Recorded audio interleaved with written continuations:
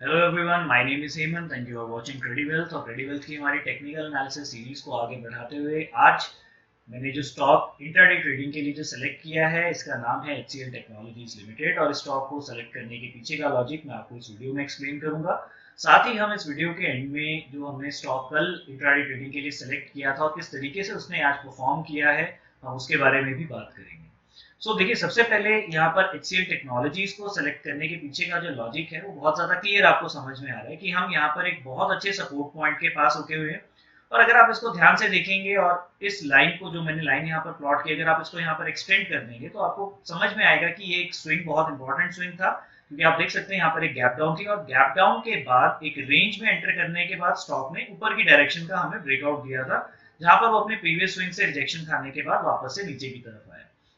तो देखिए, यहाँ पर बहुत ही इंपॉर्टेंट चीज है, कल हमें जो ट्रेडिंग प्लान जो हमें कल के लिए बनाना है तो वो कैसा रहेगा। तो आइए एक बार उसको डिस्कशन कर लेते हैं। देखिए, सबसे पहली चीज यहाँ पर आपको दिन के ओवरऑल प्राइस मूवमेंट को समझना होगा। अगर आप यहाँ पर दिन के प्राइस मूवमेंट को समझेंगे तो ये दिन कुछ इस तरीके से इसने अपने आप को एंड किया है।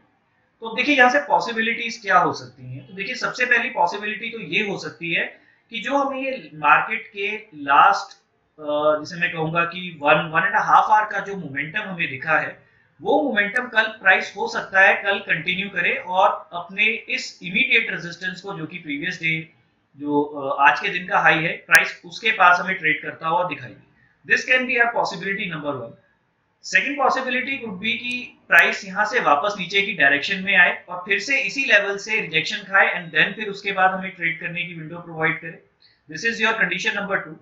देन इसके बाद आपकी जो अगली कंडीशन है वो क्या हो सकती है कि price directly gap up opening ले और इस रेजिस्टेंस लेवल के नीचे नीचे कहीं पर ओपन हो and then it should take rejection from over here and then it should come down. या फिर प्राइस गैप डाउन ओपनिंग ले और इस पॉइंट से हमें रिजेक्शन लेता हुआ दिखाई दे एंड देन ताकि हम यहाँ पर एंट्री कर सके। तो एक एक करके हम सभी सिनेरियोस के बारे में बात करेंगे।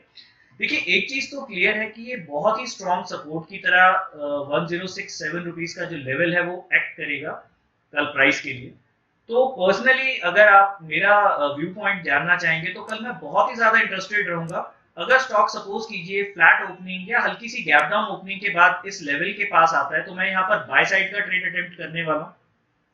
और जब भी मैं ये चीज बोलता हूँ कि प्राइस यहाँ पर इस लेवल के नजदीक आएगा तो मैं बाय साइड का ट्रेड अटेम्प्ट करूंगा। देखिए, आपको यहाँ पर प्रॉपर प्राइस एक्शन के डेवलप होने का वेट करना है।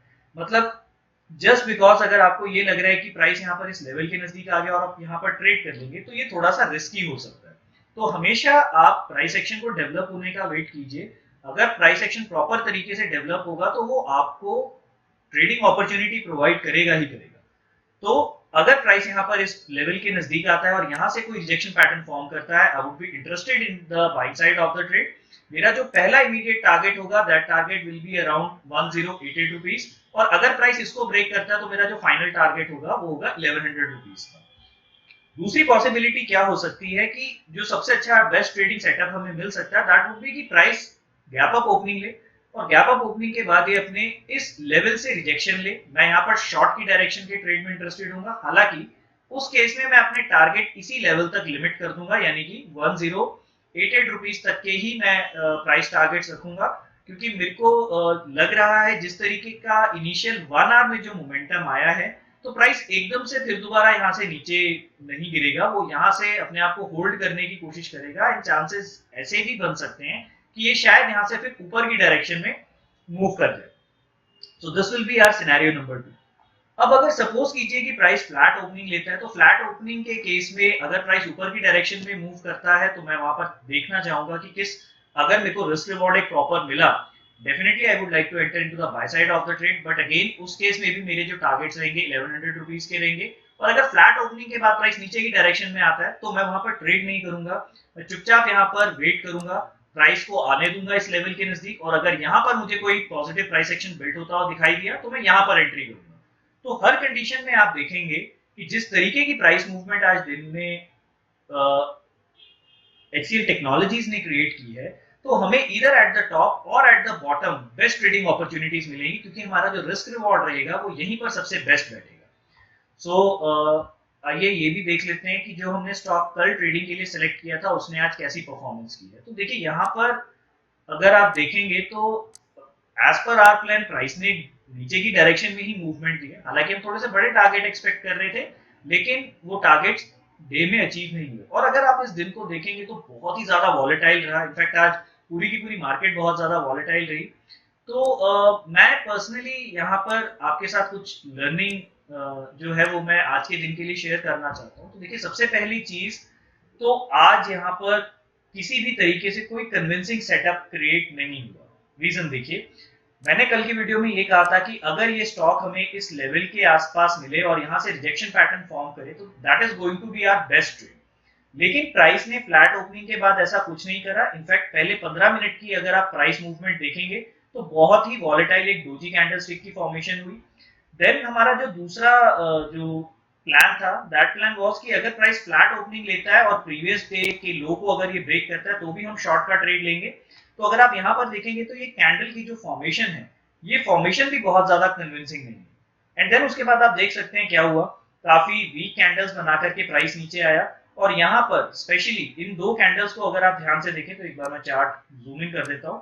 तो अगर आप इन दो कैंडल्स को ध्यान से देखोगे, यहाँ पर आपको क्या समझ में आ रहा है, फर्स्ट रेड कैंडल एक हैमर शेप की कैंडल बनी और सेकंड ग्रीन कैंडल भी एक हैमर शेप की कैंडल बनी। लेकिन ग्रीन कैंडल ने रेड कैंडल के लो को ब्रेक किया, यानी कि एक नया लो बनाया और क्लोज होते होते इसने प्रीवियस कैंडल के हाईएस्ट पॉइंट के ऊपर भी क्लोजिंग दिया, which basically gives you a signal कि यहाँ पर बाइंग प्रेशर काफी तेजी से बढ़ रहा है। एंड देन उसके बाद अगर आपने अपना ट्रेड कंटिन्यू किया होता तो बहुत ज्यादा चांसेस है कि आपका एसएल हिट हुआ होता, बिकॉज आपने अपना एसएल इधर एट दिस कैंडल या फिर आज आपने डे हाई के ऊपर अपना एसएल रखा होता। तो दोनों ही केसेस में आपका एसएल जो है इन दोनों कैंडल्स में से किसी एक कैंडल ने हिट कर दिया होता। तो देखिए, बहुत इंपॉर्टेंट है इस चीज को समझना। जस्ट बिकॉज की प्राइस प्रीवियस डे का लो ब्रेक कर जाता है हम ट्रेड लेंगे। देखिए, वो लो ब्रेक करता भी है तो वो कैंडल स्टिक की फॉर्मेशन कन्विंसिंग होनी चाहिए। अगर प्राइस हम बोलते हैं कि इस पॉइंट के आसपास अगर हमें मिलता है, यहाँ पे रिजेक्शन पैटर्न कोई फॉर्म करेगा तो एक अच्छा रिजेक्शन पैटर्न उसका यहाँ पर फॉर्म होना चाहिए। सो उम्मीद करता हूँ आज की वीडियो से आपको बहुत कुछ सीखने को मिला होगा। और अगर आप और प्राइस एक्शन से रिलेटेड वीडियो देखना चाहते हैं या आप अगर चाहते हैं कि मैं प्राइस एक्शन पे कोई और टॉपिक भी कवर करूँ, तो आप मुझे कमेंट सेक्शन में बता सकते हैं। And if you are new to this channel, then do like and subscribe Tradiwealth and share this channel with your friend and colleagues. Thank you. Bye bye.